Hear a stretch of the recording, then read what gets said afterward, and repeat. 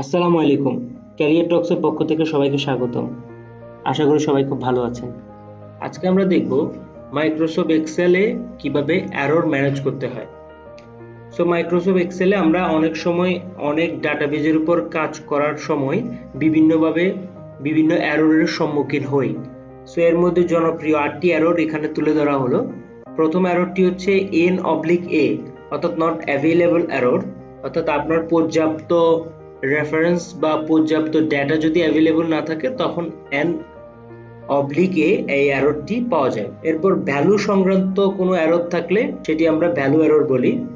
এরপর আপনার যে ফর্মুলা আছে বা সূত্রটি আছে, সূত্রের মধ্যে যদি রেফারেন্স মিসিং থাকে বা রেফারেন্স রিলেটেড কোনো প্রবলেম থাকলে তখন রেফারেন্স এররটি আসে। এরপর কোনো একটি লজিক্যাল ম্যাথ বা কোনো একটি লজিক্যাল দিক থেকে যদি আনডিফাইন হয় তখন আমরা আনডিফাইন এররটি পাই। এরপর নাম্বারের মধ্যে কোনো সমস্যা থাকলে সেখানে নাম্বার এররটি আমরা খুঁজে পাই। নেম এরর আছে, টেক্সটের মধ্যে কোনো প্রবলেম হলে আমরা নেম এররটি পাই। এরপর নাল, যেটি অ্যাকসেপ্টেবল না ওরকম কোনো কিছু হলে আমরা নাল এরর গুলো পাই। এরপর রেল রোড এরর, এটি অনেক সময় কাঙ্ক্ষিত যে সেল আছে এই সেলের যে সাইজ আছে এই সেলের সাইজ থেকে যদি বড় কোনো ভ্যালু থাকে অনেক সময় এই রেড রোড এররটি আমরা দেখতে পাই। তো চলুন দেখে নিই এই 8টি এরর কিভাবে আমরা ম্যানেজ করব।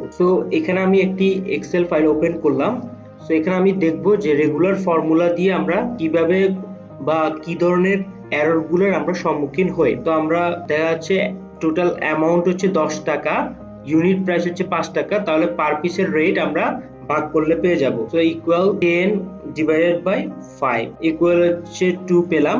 এরপর আমরা যদি একটু টেনে দিই তাহলে আমরা দেখব অনেক ধরনের এরর আসছে, বিকজ 10 কে 0 দিয়ে কোনো সংখ্যাকে ভাগ করা যায় না, এই জন্য আনডিফাইন এরর আসছে।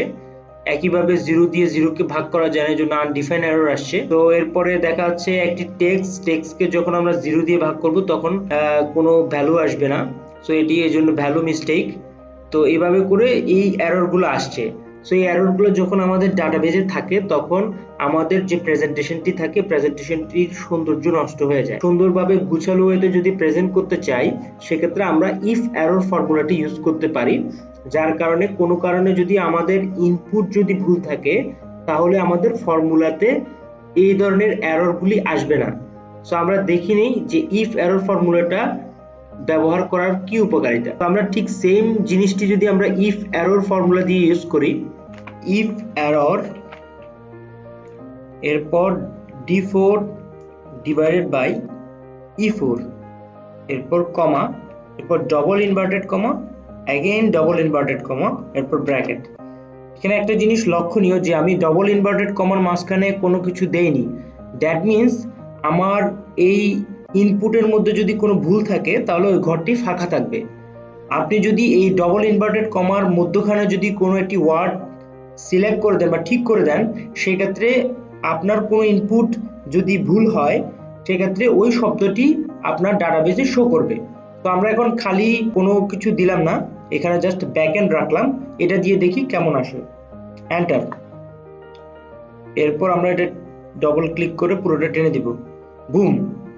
এখানে দেখতে পাচ্ছেন যে এররগুলো আসার কথা ছিল সেই এররগুলো কিন্তু এখানে ঘরটি ফাঁকা রয়েছে, কারণ আমরা ডবল ইনভার্টেড কমার মধ্যখানে কোনো শব্দ মেনশন করিনি। এবার দেখি যদি আমি কোনো শব্দ মেনশন করি, ফর এক্সাম্পল আমি এখানে ফেল শব্দটি মেনশন করতে যাচ্ছি যে সবগুলোতে এরর থাকবে। এরপর এন্টার, বুম, দেখা যাচ্ছে এখন যদি আমি টেনে দেই তাহলে দেখা যাচ্ছে যে ঘরগুলোতে এরর হওয়ার সুযোগ আছে সেই ঘরগুলোতে আমরা আমাদের ফেল শব্দটি আসবে, এটা আমরা ফর্মুলাতে ঠিক করে দিয়েছি। এভাবে আপনি আপনার ডাটাবেজে এরর অ্যাভয়েড করতে পারেন এবং আপনার ডাটাবেসটি সুন্দরভাবে উপস্থাপন করতে পারেন ইফ এরর ফর্মুলার মাধ্যমে। ধন্যবাদ সবাইকে।